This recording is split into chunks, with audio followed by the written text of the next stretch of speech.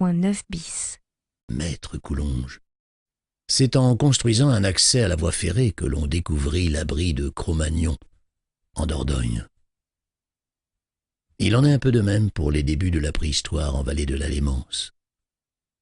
Jean Ludomir Combes, 1824-1892, pharmacien à Fumel, profite des grands travaux du XIXe siècle, routes, chemins de fer, exploitation des carrières, pour découvrir notamment les sites de Las Pélénos ou les forges hautes.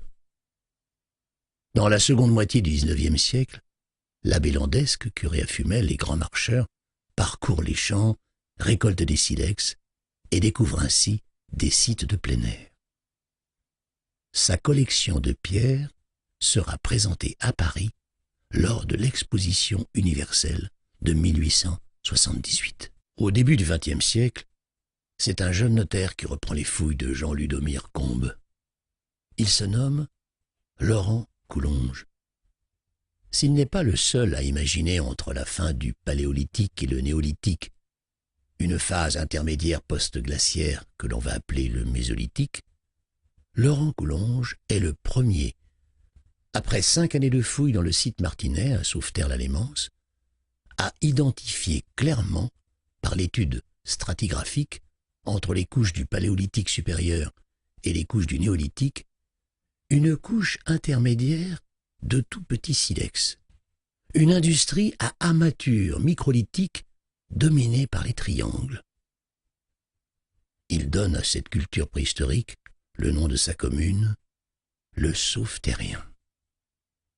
En 1928, lorsqu'on propose ce terme pour la première fois, le hiatus paléolithique-néolithique commence à peine à se combler.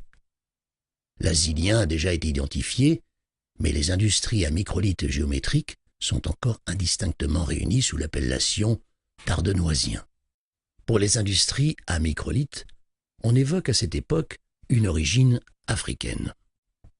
À contre-courant des idées ambiantes, Coulonges défend l'idée d'une origine locale, d'une continuité entre les industries du paléolithique final glaciaire et celles du mésolithique tempéré. Nous savons aujourd'hui qu'il voyait vrai.